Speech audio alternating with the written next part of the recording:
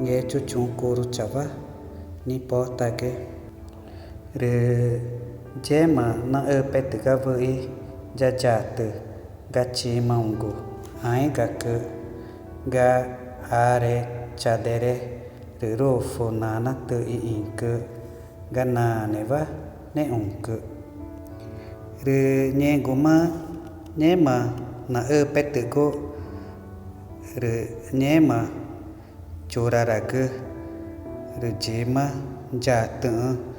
ni ni nghe eng ga nghe chucho are korucha re nghe chucho na va na ga voi ga na chika ga go tago ai gang re nghe mà nai ga re do heruchi na chitang nyang chika ni re na aga ga viu ga mirama aink no tere na ma jange chuchur ta mana ja a re je ma vena koru chava na ja po tag re na mag ga chora ra re voi ga neru ni na nya na na nye mà va na quả gương cả na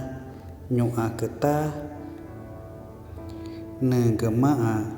ja to chiang ga nghe chú chiru re ta cơ ta na ja nghe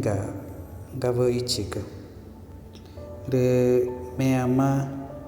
no vi are ngora go ga pa mama ni ga koru chava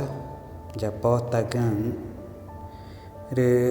nyema na japo kochi ga voi ga murapeva ga aega tachin ga na I o na takka koru chava na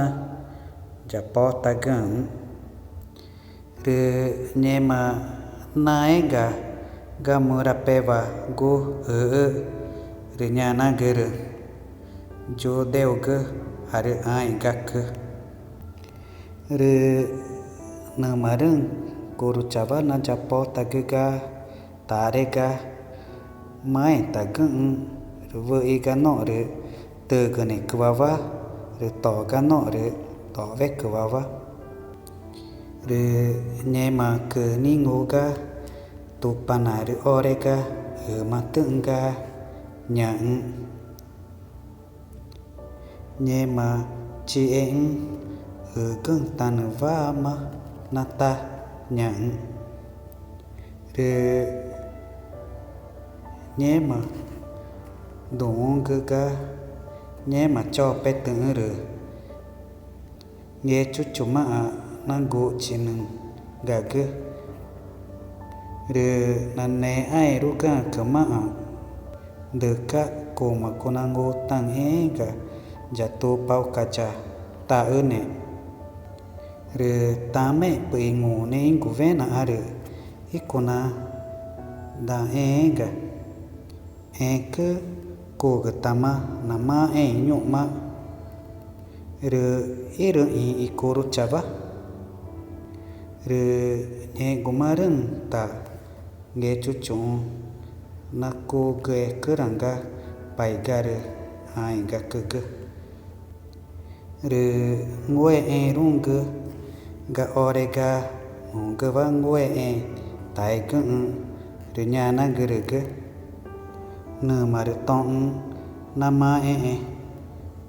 no tere tau kerva ma na ga tamana ma nyuma re ire I koru chava inye ma pange chuchupa iraya ne ka are ai ga ke na ta dau ka re na ta cha on ka re vo ga nye ma mai ta na nghe chuchu ma koru chava I po ta re na ma na go chin ga ge